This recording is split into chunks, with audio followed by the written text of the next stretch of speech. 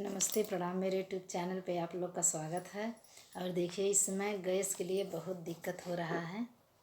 जहाँ देखिए वहीं गैस नहीं मिल रहा, गैस महंगा हो गया है। तो उसी के आधारित में बहुत सुंदर सा एक गाना सुना रही हूँ। गैस के ऊपर गाना है, बहुत बढ़िया है कि गैस नहीं है तो औरत खाना बनाने के लिए मना कर रही है, पति चिरौरी कर रहा है। तो सुनिएगा आप लोग गाना के माध्यम से, बहुत मजाकिया बहुत बढ़िया गाना है, आप लोग ज़रूर सुनिएगा। बेरी बेरी कहा तानी सुनी सजनमा, बेरी बेरी कहा तानी सुनी सजनमा, मानी मोर कहनमा हो। बेरी बेरी कहा तानी सुनी सजनमा, मानी मोर कहनमा हो। चूल्ही पे खाना बनाइब न सैया, केतनो कहाँ तोहर माई हो। चूल्ही पे खाना बनाइब न सैया, केतनो कहाँ तोहर माई हो। बेरी बेरी कहा तानी सुनी सजनमा, मानी मोर कहनमा हो। चूल्ही पे खाना बनाइब न सैया, केतनो कहाँ तोहर माई हो।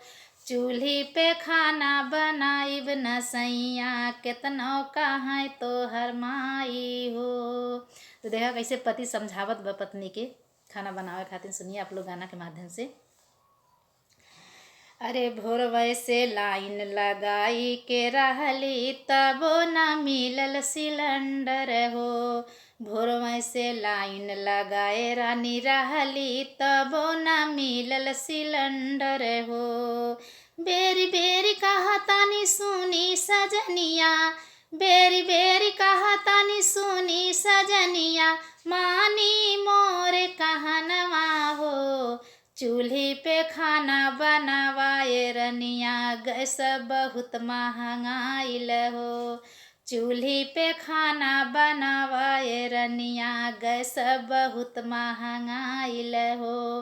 गैस बहुत महंगाइल हो, गैस बहुत महंगाइल हो।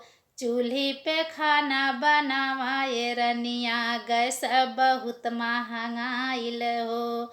चूल्ही पे खाना बनावाए रनिया, गैस बहुत महंगाइल हो। अरे माई मोरी अगेठी बनई है, बहिनी चूल्हा जरई है हो। माई हमारी अगेठी बनई है, बहिनी चूल्हा जरई है हो। भौजी के संगमा खाना बनावा, इतना न जिद देखावा हो। भौजी के सथमा खाना बनावा, इतना न जिद देखावा हो। बेरी बेरी कहा तानी सुनी सजनिया, बेरी बेरी कहा तानी सुनी सजनिया, मानी मोर कहनवा हो। चूल्ही पे खाना बनावाए रनिया, गैस बहुत महंगाइल हो। चूल्ही पे खाना बनावाए रनिया, गैस बहुत महंगाइल हो। गैस बहुत महंगाइल हो, गैस बहुत महंगाइल हो। चूल्ही पे खाना बनावाए रनिया, गैस बहुत महंगाइल हो। चूल्ही पे खाना बनावाए रनिया, गैस बहुत महंगाइल हो। कैसा लगा ये गाना, आप लोग सुन के कमेंट करके ज़रूर बताइएगा।